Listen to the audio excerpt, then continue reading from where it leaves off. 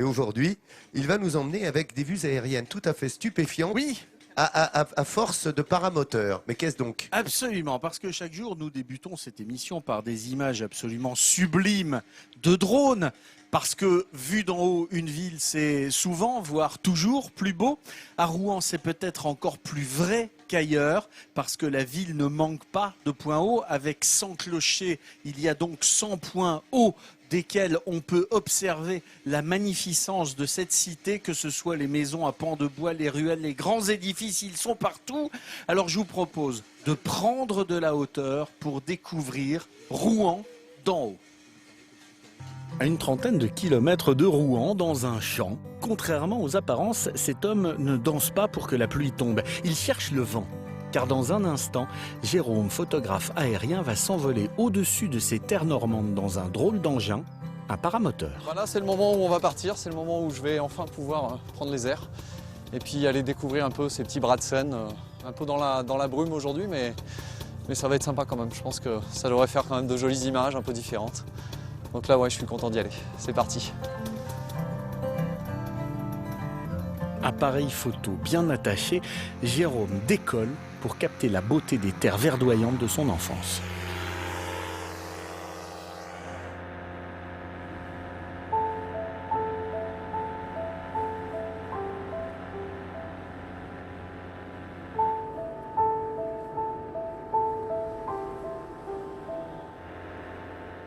De ses vols en paramoteur ou en hélicoptère, Jérôme a gardé des souvenirs impérissables grâce à ses photos.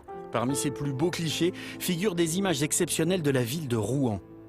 Mais vous allez voir qu'il n'est pas nécessaire de monter si haut pour admirer la cité normande.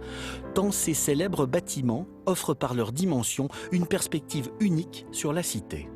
De la célèbre abbatiale Saint-Ouen à la tour du Gros Horloge, en passant par la tour Jeanne d'Arc, vous allez découvrir que Rouen, c'est plus beau vu d'en haut. Au pied de l'abbatiale Saint-Ouen, Henri admire l'un des plus impressionnants monastères bénédictins jamais construits en Normandie. Avec ses 137 mètres de long, ce joyau gothique s'impose comme l'un des monuments phares de la ville. Là, on est au pied du chœur, dont les voûtes sont à 33 mètres du sol. Et c'est vrai qu'on ne se sent pas très très grand face à cet édifice qui est grandiose. En poussant la lourde porte, Henri sait qu'il est un privilégié. Depuis plus de 20 ans, ce monument n'a plus de secret pour lui.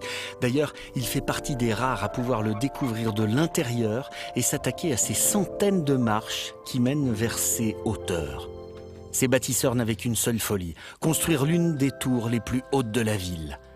Culminant à plus de 87 mètres, habituellement fermée au public, voici ce que la tour de Croisée offre, une vue époustouflante sur Rouen. La hauteur sublime magnifie ces monuments qui sont tout de même des monuments exceptionnels, même vus d'en bas. Mais d'en haut, c'est encore plus beau. Dans l'océan de toit du centre-ville, un bâtiment rayonne. C'est la tour du Gros Horloge. Le plus ancien mécanisme du monde avec en son centre un cadran doré à leur fin, témoin d'un événement tristement célèbre. Car c'est ici, sous cette voûte, que Jeanne d'Arc est passée avant son supplice. A-t-elle pu, qui sait, emporter avec elle l'image de ces sculptures exceptionnelles? C'est vraiment un édifice qui fait partie totalement de l'identité de Rouen et des Rouennais. Les gens y sont très attachés parce que c'est un édifice qui a subi de nombreuses restaurations et à chaque fois qu'il est restauré, le regard est un peu nouveau. Si le bâtiment et le mécanisme font l'admiration de notre horloger, la tour, témoin du temps qui s'écoule, garant du rythme de vie des habitants, offre du haut de son clocher un tête-à-tête privilégié avec le cœur battant de la cité.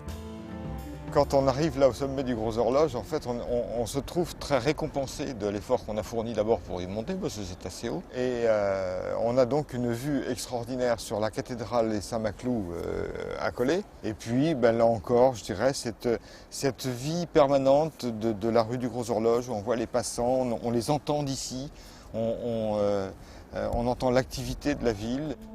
Niché au milieu des arbres, La tour Jeanne d'Arc fait partie de ces monuments que le silence appelle.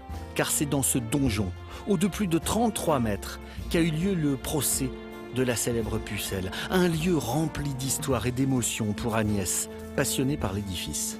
Je me sens toute petite, de par son âge, de par sa taille.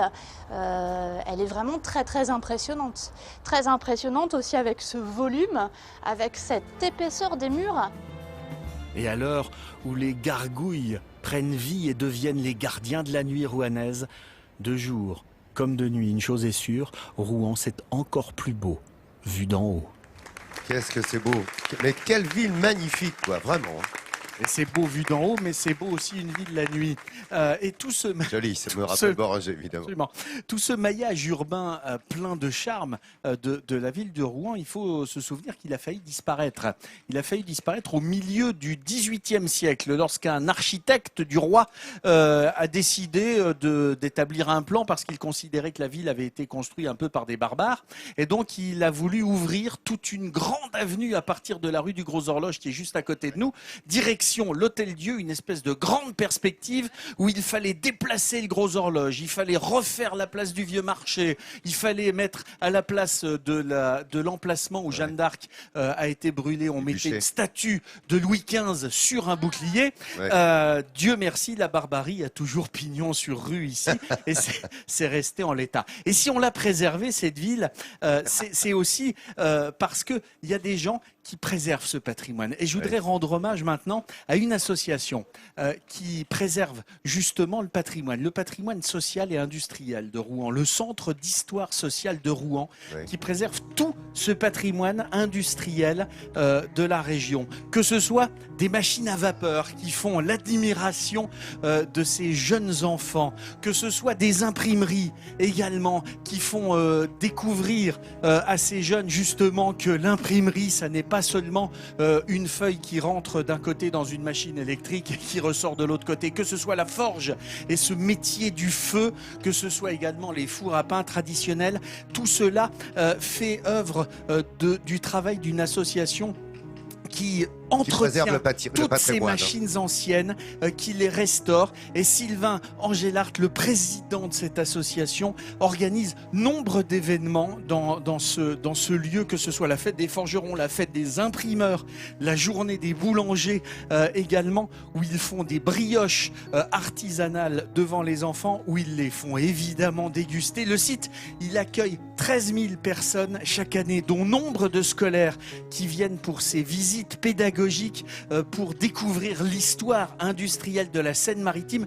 L'association, elle va fêter ses 30 ans vendredi. Dans 3 jours, l'association aura 30 ans. Il va y avoir nombre d'événements qui vont être organisés et je suis ravi pour tout le travail qui est fait de préservation de ce patrimoine industriel, de remettre à Sylvain Angélart et à l'association ce sourire de France, parce que vous faites un travail absolument formidable et c'est un vrai plaisir de vous souhaiter avec 3 jours d'avance un bel et bon anniversaire, Sylvain. Bravo au Centre historique social. Vous avez vu le travail qui est fait là et le partage, hein. La restauration, le partage, c'est ça le sourire de France, c'est ça la valeur ajoutée. Et c'est vrai que lorsqu'on vient ici, que l'on soit, vous l'avez compris, les enfants, les écoles, eh bien c'est de donner beaucoup de temps pour le partage avec les autres. Regardez, il y a la brioche d'ailleurs. Déguster la brioche. Délicieuse. Ah oui, c'est Hello qui fait partager. Elle est bonne, hein, leur brioche, hein, à On dirait l'ancienne. qu'ils connaissent le beurre en Normandie. Ah ben ça. Ouais, mais c'est ça qui est bon dans la brioche. Hein. Mesdames, messieurs, régalez-vous parce que merci d'avoir préparé ces brioches pour nous à l'ancienne en plus, comme on savait les faire dans le temps.